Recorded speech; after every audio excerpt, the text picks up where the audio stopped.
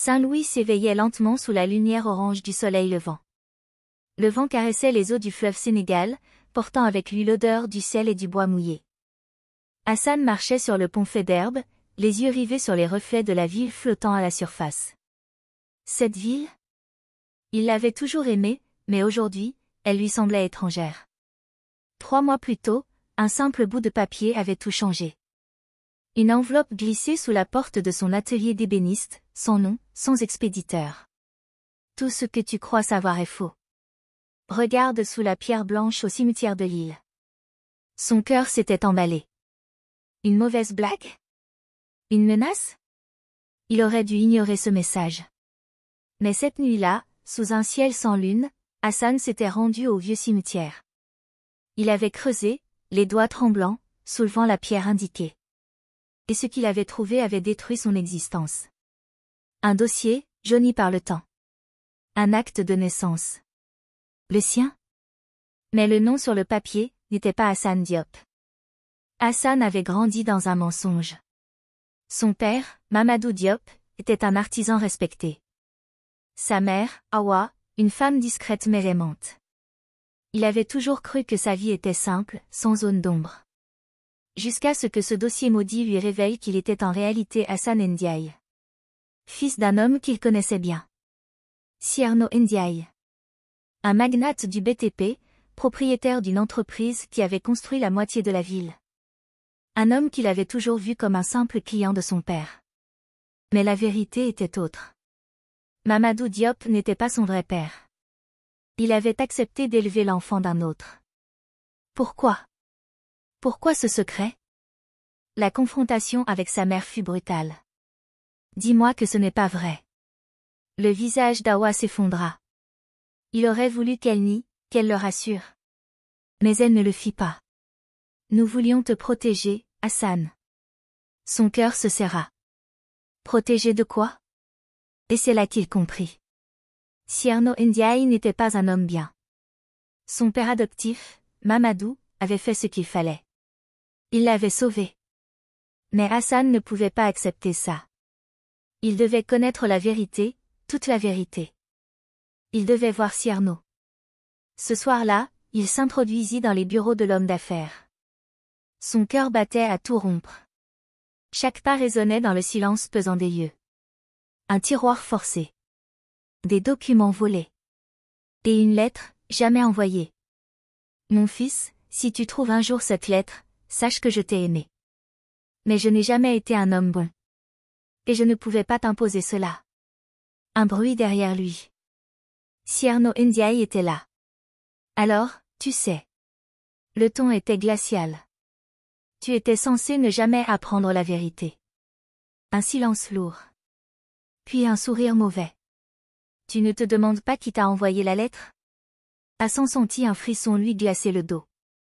C'est Nafi. Nafi, sa propre sœur, l'avait trahi. Elle savait tout depuis des années. Mais elle n'avait pas cherché à l'aider. Elle voulait simplement faire tomber leur père. Hassan devait maintenant faire un choix. Se venger? Ou disparaître? Le vent soufflait fort sur Saint-Louis ce soir-là. La ville semblait retenir son souffle. Hassan était là, debout sur le pont fait d'herbe, son cœur battant la mesure d'une guerre intérieure. Il tenait entre ses mains la vérité. Un poids écrasant. Un feu qui menaçait de tout réduire en cendres. Derrière lui, Cierno Ndiaye tentait de masquer son trouble. Il n'était plus le magnate du BTP puissant et sûr de lui. Il était un homme traqué. Si tu révèles tout, tu signes ta propre mort, Hassan. Mais Hassan n'écoutait plus. Son téléphone était dans sa main, l'écran allumé. Son doigt tremblait sur l'option « Publier ». Un simple clic, et le monde saurait. Une vidéo. Une confession. Des preuves irréfutables. Et alors, la tempête se déclencha. Le lendemain, Saint-Louis s'embrasa. Les révélations explosèrent sur les réseaux sociaux. La presse s'en empara immédiatement. Scandale au sommet du BTP, un fils caché, des pots de vin et une famille brisée.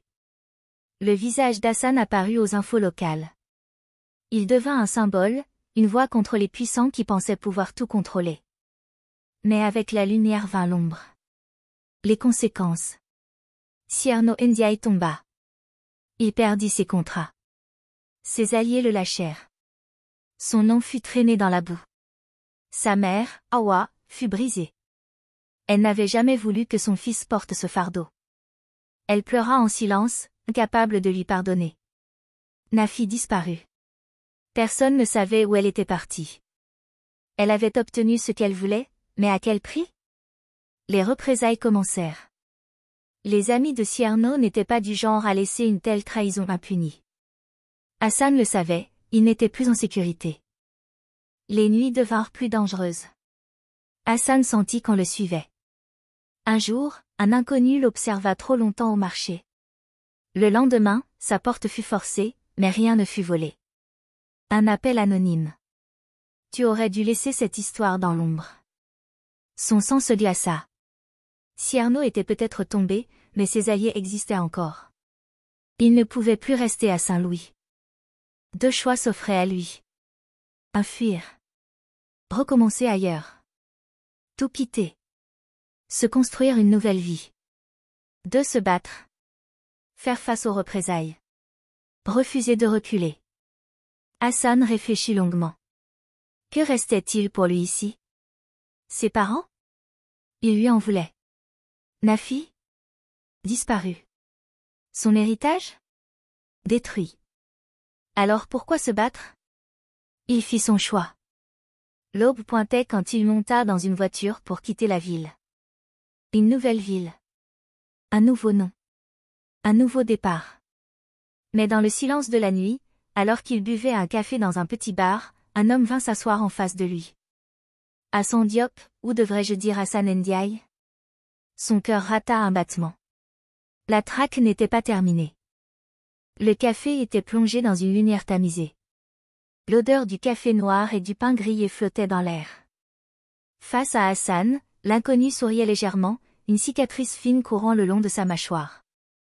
Tu sembles surpris de me voir, Hassan. Sa voix était calme, posée. Hassan serra les poings sous la table. Comment cet homme connaissait-il son nom? Il avait fui Saint-Louis depuis 6 mois. Changé de ville. Changé d'identité. Mais quelqu'un l'avait retrouvé. L'inconnu posa une enveloppe sur la table et la fit glisser vers lui.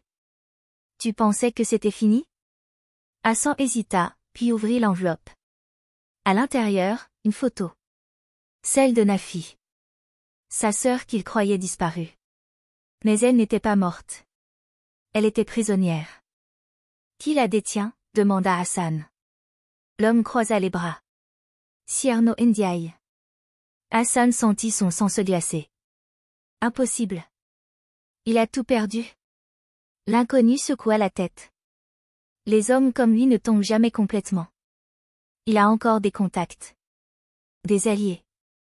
Et surtout, il a compris que ta sœur l'a trahi elle aussi. Il l'a trouvée, et maintenant, il veut faire un échange. Hassan se redressa. Un échange contre quoi? L'homme sourit. Toi. Hassan était face à un choix terrible. Accepter l'échange et se livrer à Cierno Ndiaye. Il savait que cela signifiait une mort quasi certaine. Refuser, et condamner Nafi. Il respira profondément. Il y avait une troisième option. Faire croire qu'il acceptait l'échange, et retourner la situation. Il allait devoir tendre un piège. D'accord. Emmène-moi à lui. L'inconnu hocha la tête. Prépare-toi. Ce sera ta dernière nuit libre. Un entrepôt abandonné près du fleuve Sénégal. Hassan arriva seul. L'entrepôt était vide, en apparence. Puis, une silhouette apparut. Cierno Ndiaye. L'homme avait perdu son arrogance d'autrefois. Mais son regard était toujours aussi dangereux. À ses côtés, Nafi, attachée à une chaise. Un bleu sur la joue, mais toujours aussi fier. Tu as fait du bruit, Hassan. Beaucoup de bruit. Et pourtant, tu es là. Il ricana. Pourquoi? Pour elle? Hassan serra les dents. Libère-la. Cierno sortit une arme. Non. D'abord, on va discuter. Hassan sourit. Cyrano, tu crois que tu me tiens. Mais tu as oublié une chose. L'homme fronça les sourcils. Hassan leva son téléphone. Enregistrement en direct. Tout était filmé. Chaque mot. Chaque menace. Les hommes de Cyrano se trouvaient désormais piégés. La police arrivait. Cyrano comprit trop tard. Une explosion secoua l'entrepôt. Cyrano Ndiaye fut arrêté. La police retrouva les preuves de ses crimes. Mais pour Hassan, ce n'était pas une victoire. Il quitta Saint-Louis. Nafi disparut dans la nature. Hassan était libre, mais à quel prix? Son nom était connu. Son visage aussi. Et quelque part, il savait que d'autres ennemis viendraient un jour le chercher. La vérité est un feu, et il brûle encore. Le soleil se couchait lentement sur Dakar, projetant des ombres longues sur les immeubles en verre et béton. Hassan était assis dans un café du Plateau, un quartier animé de la capitale. Il avait fui Saint-Louis, mais le passé le rattrapait toujours. 3 mois s'étaient écoulés depuis l'arrestation de Cyrano Ndiaye. Il aurait dû être hors d'état de nuire. Son empire aurait dû s'effondrer définitivement. Mais quelque chose clochait. Des hommes le suivaient. Il le sentait. Une présence invisible, tapie dans l'ombre. Et puis, il y avait eu ce message, envoyé d'un numéro inconnu. Tu penses que c'est fini, petit frère? Tu n'as encore rien vu. Nafi. Elle était vivante. Et elle avait encore des secrets à révéler. Une maison en bordure de Dakar. La nuit était tombée quand Hassan arriva au lieu du rendez-vous. Nafi était là. Amaigrie, des cernes sous les yeux, mais souriante. Tu as survécu. Hassan hocha la tête. J'aurais préféré que ce soit terminé. Elle rit doucement. On ne quitte pas une histoire comme celle-ci en claquant des doigts. Puis elle lui tendit un dossier. Encore un. À l'intérieur, des noms. Des comptes bancaires. Des transactions suspectes. Cyrano Ndiaye n'était pas seul. Il appartenait à un réseau bien plus grand. Et il n'était pas tombé. Il avait été libéré sous caution. Hassan n'eut pas le temps de poser plus de questions. Des phares illuminèrent la maison. Le réseau de Cyrano l'avait traqué. Ils nous ont trouvés. Cria Nafi. Hassan attrapa le dossier et se précipita dehors. Une voiture noire fonça sur eux. Un coup de feu retentit. Ils coururent à travers les ruelles, l'adrénaline brûlant leurs veines. Nafi trébucha, et Hassan la rattrapa juste avant qu'une autre balle ne siffle à quelques centimètres d'eux. Ils atteignirent le port. Un bateau partait bientôt pour la Casamance, un territoire au sud, loin de Dakar. Une échappatoire possible. Mais... Nafi s'arrêta. Non. On ne fuit plus. Elle pointa le bateau du doigt. Toi, pars. Moi, je reste. Je vais les faire tomber pour de bon. Hassan ouvrit la bouche pour protester, mais il savait qu'elle avait raison. Le bateau s'éloigna du port. Hassan regardait Dakar disparaître dans la nuit. À côté de lui, le dossier contenant les dernières preuves. Cyrano Ndiaye survivrait-il encore à ce scandale? Nafi s'en sortirait-elle? Et lui, trouverait-il enfin la paix? Il ne le savait pas. Mais une chose était sûre. Il ne pouvait plus revenir en arrière. Casamance, quelques mois plus tard. Un petit village isolé. Hassan s'était installé dans un endroit où personne ne le connaissait. Il ouvrit un atelier de menuiserie. Recommença à zéro. Mais un matin, une lettre anonyme fut glissée sous sa porte. Il l'ouvrit lentement. Quelques mots. Cyrano est mort. Nafi aussi. Son cœur s'arrêta. Il relut encore et encore. Et puis, au dos du papier, une seule phrase écrite à la main. Ne crois pas tout ce qu'on te dit.